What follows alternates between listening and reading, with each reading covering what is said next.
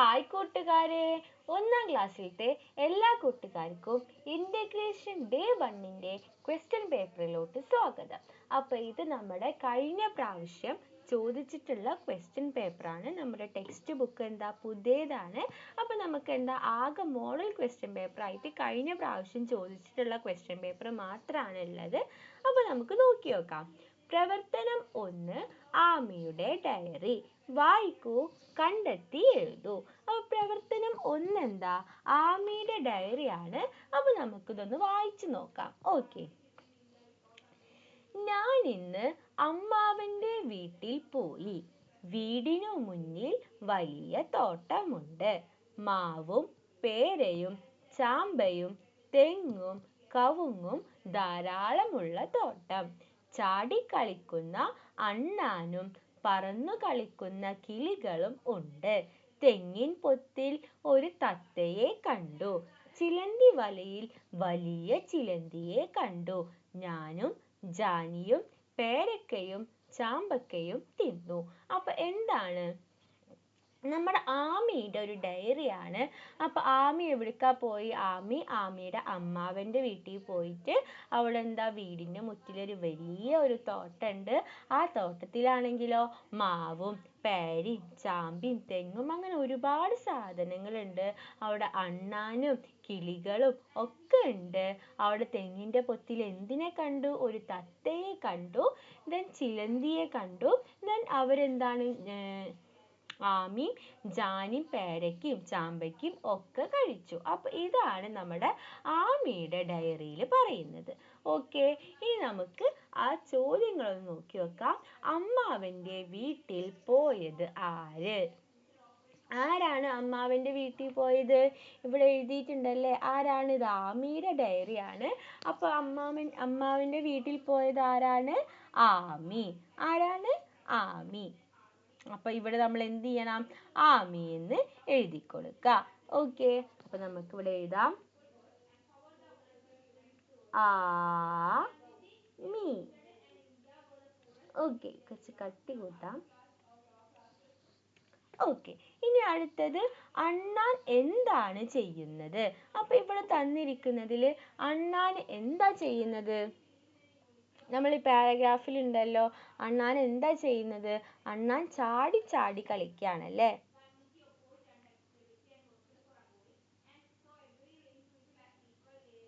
അപ്പൊ നമുക്ക് ആ ബോക്സിൽ എഴുതാം അണ്ണാൻ ചാടി കളിക്കുന്നു.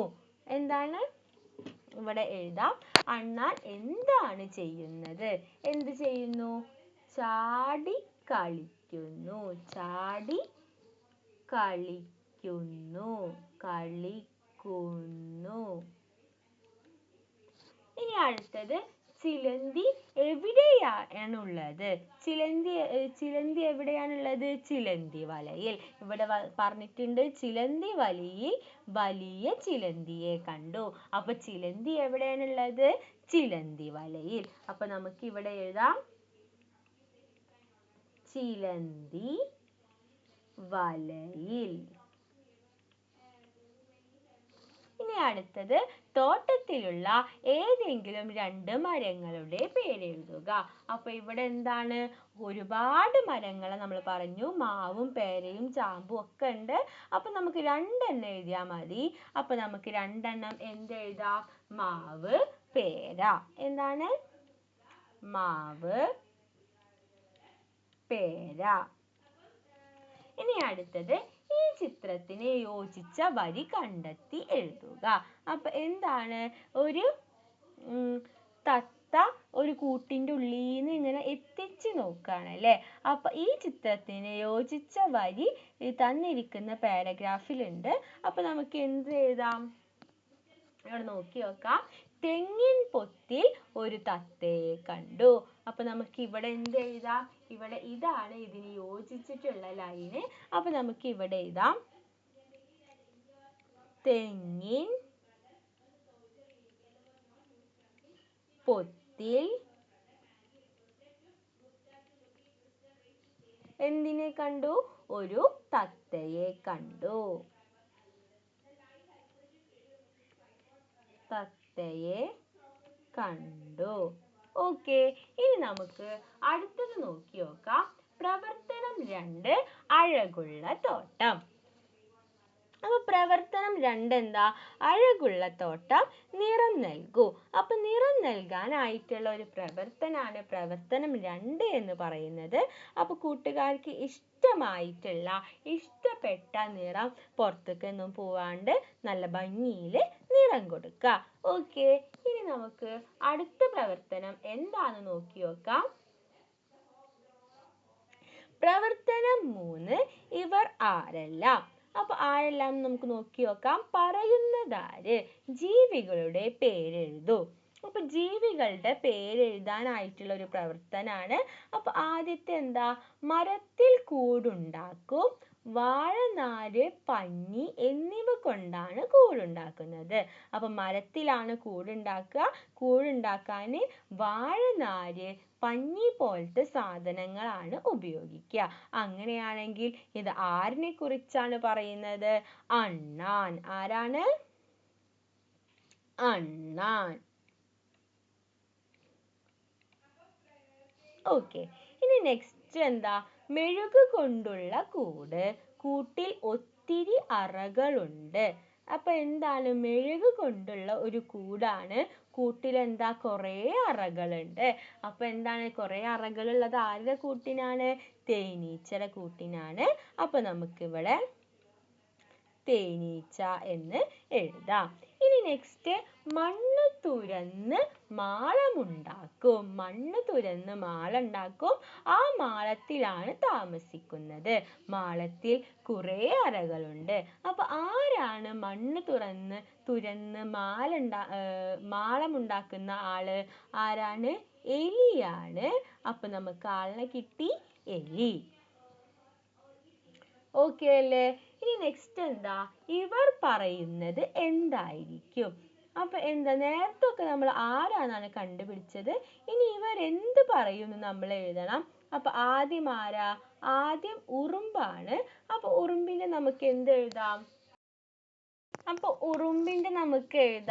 ഉറുമ്പിന്റെ മണ്ണിലും മരത്തിലും താമസിക്കുന്നു. അപ്പൊ നമുക്ക് എഴുതാം മണ്ണിലും മരത്തിലും താമസിക്കുന്നു.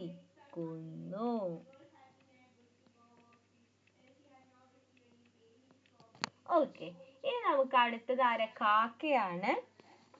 അപ്പൊ കാക്കയുടെ നമുക്ക് എന്ത് എഴുതാം? മരത്തിൽ കൂടുണ്ടാക്കുന്നു. മരത്തിൽ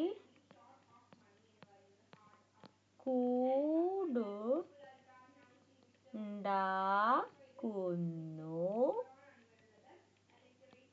ഇനി നമുക്ക് എന്ത് എഴുതാം?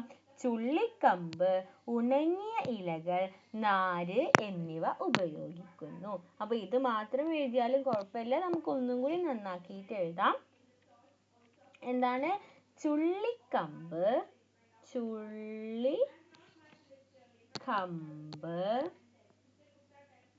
പിന്നെന്താ? ഉണങ്ങിയ ഇലകൾ,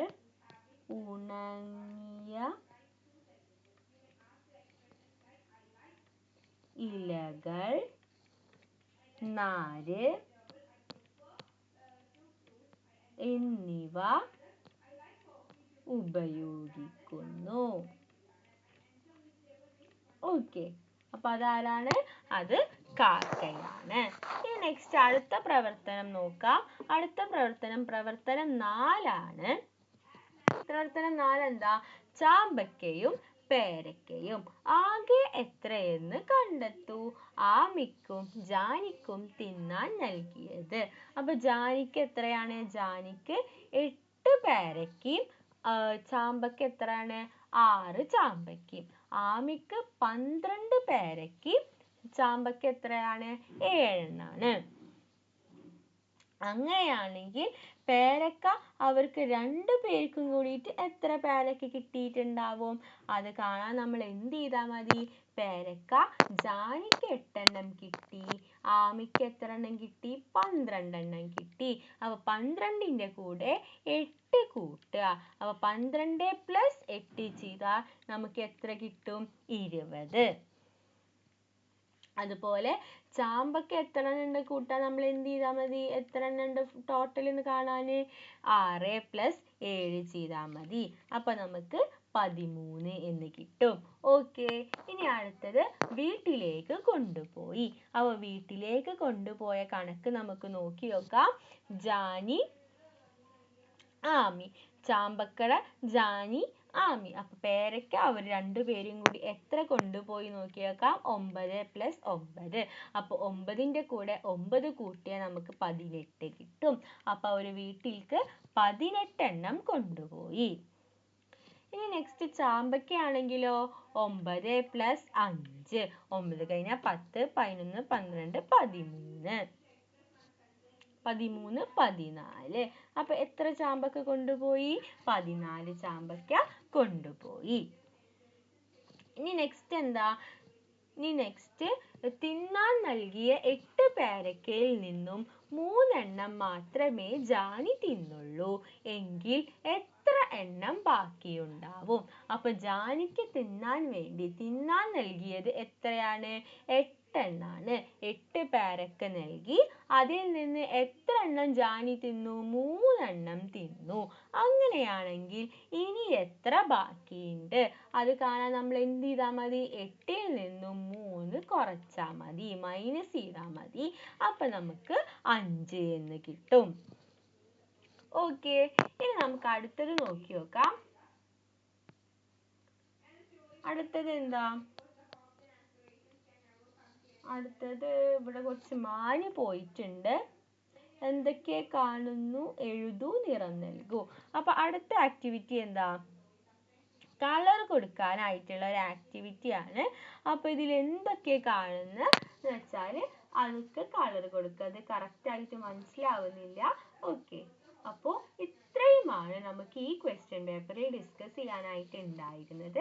അപ്പോൾ കൂട്ടുകാരെ ഇതൊക്കെ നോക്കിയിട്ട് നന്നായി എക്സാം എഴുതുക. ഓക്കെ, എന്തെങ്കിലും ഡൗട്ട് ഉണ്ടെങ്കിൽ കമൻറ്റ് ബോക്സിൽ ചോദിക്കുക. ഓക്കെ, അപ്പോൾ ഈ വീഡിയോ കൂട്ടുകാർക്ക് യൂസ്ഫുൾ ആയി എന്ന് വിചാരിക്കുന്നു. Thanks for watching.